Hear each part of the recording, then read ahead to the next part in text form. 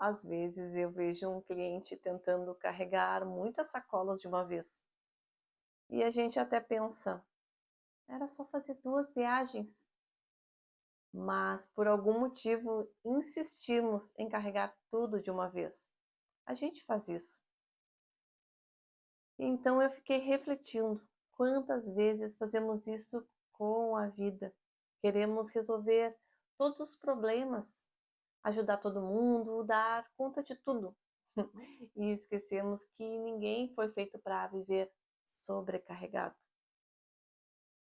Pedir ajuda não é sinal de fraqueza e descansar também não.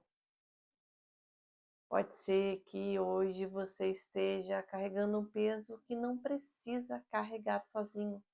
Então, peça ajuda.